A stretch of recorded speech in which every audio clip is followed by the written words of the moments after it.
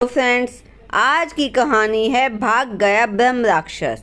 लेकिन उससे पहले यदि आप मेरे चैनल पर पहली बार आए हैं तो प्लीज़ मेरे चैनल को सब्सक्राइब जरूर कीजिएगा। कहानी पसंद आए तो उसे ज़्यादा से ज़्यादा लाइक एंड शेयर कीजिएगा। बहुत समय पहले एक गांव में एक धनी जमींदार रहता था। उसके पास धन दौलत की कोई कमी नहीं थी, लेकिन वह बहुत ही कंजूस था। कोई भी आदमी उसके खेतों में काम करने के लिए आसानी से तैयार नहीं होता था, क्योंकि सभी लोग जानते थे कि वह कितना कंजूस है। और अगर कभी कोई तैयार हो भी जाता था तो वह जल्दी ही काम छोड़कर भाग जाता था। अंत में एक समय ऐसा भी आया कि उसके पास काम करने वाला कोई भी आदमी नहीं बचा। धीरे धीरे उसकी खेती बाड़ी समाप्त हो गई और परिणाम स्वरूप उसकी जमा पूंजी भी धीरे धीरे समाप्त होने लगी। लेकिन इसके बाद भी उस कंजूस जमींदार ने अपना स्वभाव नहीं बदला। वह मजदूरों को उनकी मजदूरी के सही पैसे देने के लिए बिल्कुल भी तैयार नहीं था। धीरे धीरे गांव के मजदूर भी काम धंधे की तलाश में अपना घर बार छोड़कर शहर जाने लगे। यह देखकर कंजूस जमींदार बहुत ही निराश हो गया। एक दिन एक साधु उस गांव में आया। कंजूस जमींदार ने अपनी समस्या उस साधु के सामने रखी। वह साधु उसकी बात ध्यानपूर्वक सुनकर बोला, वत्स, चिंता मत करो, मैं तुम्हें एक मंत्र बताऊंगा जिससे तुम्हारी समस्या दूर हो जाएगी। तुम उस मंत्र का पाठ 3 महीने तक दिन रात करना, तब तुम्हारे सामने एक ब्रह्म राक्षस प्रकट होगा।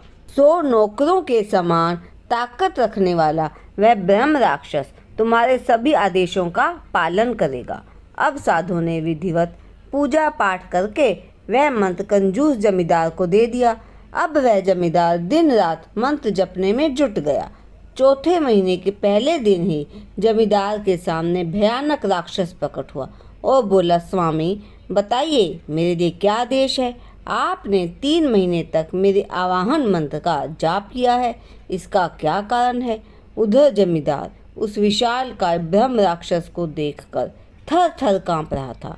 उसकी गरजती आवाज़ को सुनकर तो वह और भी घबरा गया।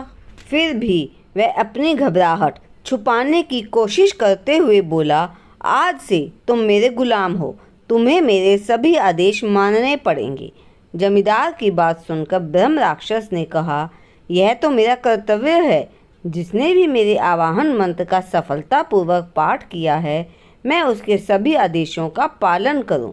लेकिन मेरी एक शर्त है, तुम्हें मुझे हर समय किसी ना किसी काम में व्यस्त रखना पड़ेगा, नहीं तो मैं तुम्हें मारकर खा जाऊंगा। उसकी बात सुनकर कंजूस जमींदार मन ही मन हंसता हुआ सोचने लगा, मेरे पास तो ऐसे 10 ब्रह्म राक्षसों के लिए काम है। यह सोचकर उसने तुरंत ब्रह्म राक्षस की शर्त मान ली। फिर वह उस ब्रह्म राक्षस को अपने तालाब के पास ले जाकर बोला, यह तालाब कई सालों से सूखा पड़ा है, तुम इस तालाब को 2 पेड़ों की ऊंचाई जितना गहरा बना दो। फिर इसके किनारों की मरम्मत करके इसे पानी से भर दो। जो हुक्म मेरे मालिक, ब्रह्म राक्षस बोला, मैं अभी आपके हुक्म को पूरा करता हूँ। ब्रह्म राक्षस को आदेश देकर जमींदार खुशी खुशी अपने घर चला गया।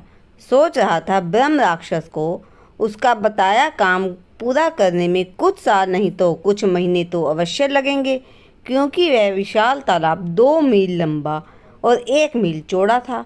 जब वह घर पहुंचा तो उसकी पत्नी ने खाना तैयार करके रखा हुआ था। वह निश्चिंत होकर अपनी पत्नी के साथ स्वादिष्ट भोजन करने लगा। अभी वह भोजन समाप्त भी नहीं कर पाया था कि ब्रह्म राक्षस वापस लौट आया। जमींदार कुछ बोल पाता इससे पहले ही ब्रह्म राक्षस बोला, आपका बताया काम मैंने पूरा कर दिया है, अब मुझे कोई नया काम बताइए। आप तो जानते ही हैं कि मैं काम के बिना नहीं रह सकता। उसकी बात सुनकर जमींदार भौचक्का रह गया। उसे विश्वास ही नहीं हो रहा था कि जो काम करने में कई मजदूरों को कई साल लग जाते हैं, ब्रह्म राक्षस ने इतनी जल्दी कैसे खत्म कर दिया। अब तो उसे अपने प्राणों का भय सताने लगा। वह पछता रहा था कि आखिर ब्रह्म राक्षस को बुलाया ही क्यों, अब तो उसकी जान पर ही बन आई थी। फिर भी वह कुछ सोचकर ब्रह्म राक्षस से बोला, बिना देखे मैं तुम्हारी कैसे बात मान लूं। ऐसा न हो कि तुमने काम पूरा किया ही ना हो और यहाँ आकर कह रहे हो कि तुमने काम पूरा कर दिया है। पहले मुझे तालाब पर ले चलो, मैं देख कर ही तुम्हारी बात पर विश्वास करूँगा। तब ब्रह्म राक्षस उसे तालाब के पास ले गया। उस तालाब को पानी से भरा और उसके किनारों की मरम्मत पूरी हुई देखकर जमींदार का मुंह आश्चर्य से खुल गया। तब उसने ब्रह्म राक्षस को आदेश दिया, तुम जाकर मेरे सारे खेतों को जोत डालो। ब्रह्म राक्षस तुरंत अपना सिर झुकाकर यह काम भी करने चल दिया। लेकिन ब्रह्म राक्षस के काम की गति को देखते हुए कंजूस जमींदार समझ गया उसे यह कार्य करने में अधिक समय नहीं लगेगा। फिर जमींदार शीघ्रता से अपने घर जा पहुंचा।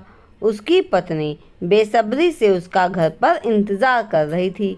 उसने अपनी पत्नी को सारी समस्या बताई। बोलते बोलते उसकी आंखों से आंसू बहने लगे। उसकी पत्नी उसके आंसू पोंछते हुए बोली, घबराइए मत, आपके पास जितना भी काम है उससे करवा लीजिए। उसके बाद आप उस ब्रह्म राक्षस को मेरे पास भेज दीजिएगा। मैं उसे ऐसा काम दूंगी जिसे वह 7 जन्मों तक भी पूरा नहीं कर पाएगा। मेरे पास उसके लिए ऐसा काम है कि वह यहाँ से तुरंत भाग जाएगा। लेकिन घबराए हुए जमींदार को उस समय अपनी पत्नी के दिलासा भरे शब्द भी खोखले लगे। वह चुपचाप बैठकर ब्रह्म राक्षस के लौटने की प्रतीक्षा करने लगा।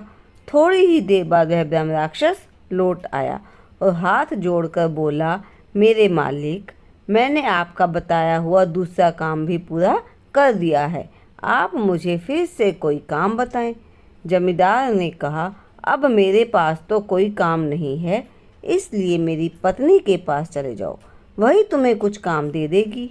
यह सुनकर ब्रह्म राक्षस जमींदार की पत्नी के पास जा पहुंचा और बोला, मालकिन मालकिन, मालिक ने मुझे आपके पास कुछ काम के लिए भेजा है। ब्रह्म राक्षस की बात सुनकर जमींदार की पत्नी अपने सिर से एक बाल तोड़कर राक्षस को देते हुए बोली, मैं तुम्हें बिल्कुल आसान काम दे रही हूँ, तुम इस बाल को सीधा करके ले आओ। ब्रह्म राक्षस बाल लेकर हंसता हुआ चला गया और पीपल के वृक्ष की छाया में बैठकर बाल सीधा करने की कोशिश करने लगा। लेकिन कई बार कोशिश करने के बाद भी बाल सीधा नहीं हुआ। तभी उसे याद आया कि सुनार तांबे की तारों को सीधा करने के लिए उसे आग पर तपाते हैं। यह सोचकर ब्रह्म राक्षस ने आग लगाई और बाल को उसमें डाल दिया। पलक झपकते ही बाल भस्म हो गया। फिर तो ब्रह्म राक्षस बहुत घबराया और सोचने लगा, मैं कौन सा मुंह लेकर मालकिन के पास जाऊं। यह सोचकर वह चुपचाप वहां से भाग गया और कभी लौटकर जमींदार के पास नहीं गया।